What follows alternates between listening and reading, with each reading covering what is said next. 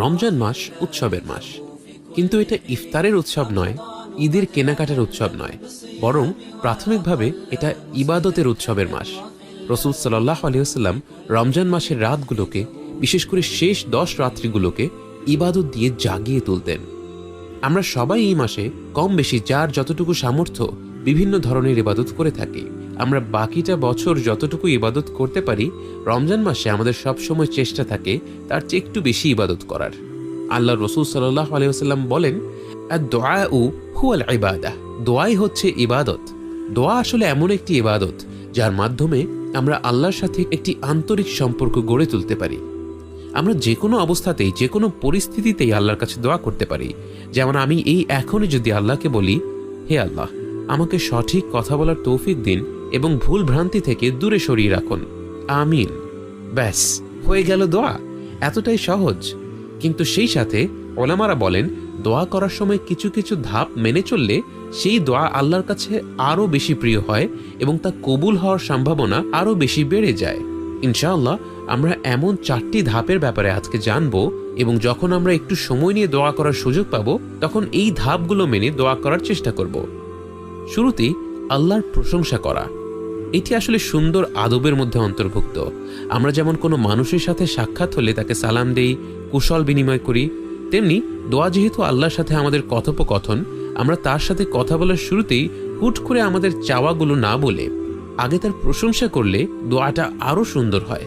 আমরা বিভিন্ন যিকির আযকার দ্বারা আল্লাহর প্রশংসা করতে পারি, কিন্তু আর কিছু জানা না থাকলে শুধু আলহামদুলিল্লাহ রাব্বিল আলামিন বললেও আল্লাহর প্রশংসা হয়ে যায়।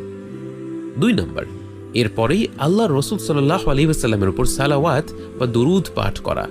নবীজি সাল্লাল্লাহু আলাইহি ওয়াসাল্লামের উপর দরুদ পাঠ করাও আসলে একটি আদবের বিষয়।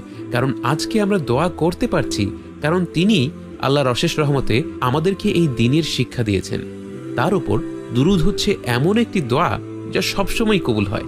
আমরা যখন আল্লাহর সবচেয়ে প্রিয় বান্দার জন্য আল্লাহুম্মা সাল্লি আলা মুহাম্মদ ওয়া আলা আলি মুহাম্মদ বলে দোয়া করব, তখন হয়তো আল্লাহ এতটা খুশি হয়ে যাবেন যে তিনি তার হাবিব সাল্লাল্লাহু আলাইহি ওয়াসাল্লামের প্রতি রহমত এবং ভালোবাসার উসিলায় আমাদের মতো গুনাহগার বান্দার ব্যক্তিগত দোয়াগুলোও কবুল করে দিবেন।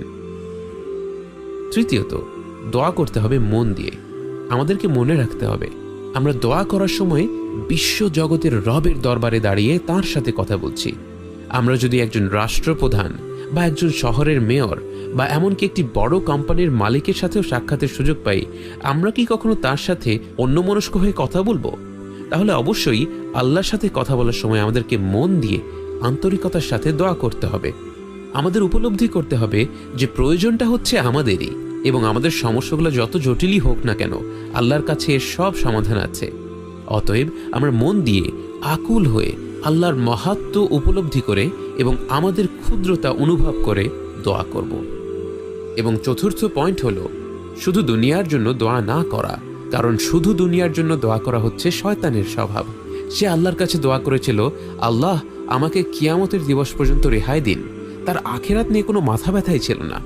কিন্তু কোরআনে আমরা শিখেছি, রব্বানা আতিনা ফিদ দুনিয়া হাসানা, হে আল্লাহ আমাদেরকে দুনিয়াতে ভালো দিন, ওয়া ফিল আখিরাতি হাসানা, এবং আমাদেরকে আখিরাতেও ভালো দিন, ওয়া কিনা আযাবান নার, এবং আমাদেরকে জাহান্নামের আগুন থেকে রেহাই দিন। 3টি জিনিস চাওয়া হচ্ছে, একটি হচ্ছে দুনিয়ার জন্য এবং 2টি হচ্ছে আখিরাতের জীবনের জন্য। রমজান মাস প্রতিটি মুমিন ব্যক্তির জন্য এক অমূল্য উপহার। একটি রমজান মাসের একটি রাতের একটি আন্তরিকতাপূর্ণ ইবাদত আমাদের অসীম আখিরাতের গন্তব্য পাল্টে দিতে পারে। আমরা মহিমান্বিত এই মাসে সব অবস্থাতেই আল্লাহর কাছে দোয়া করব।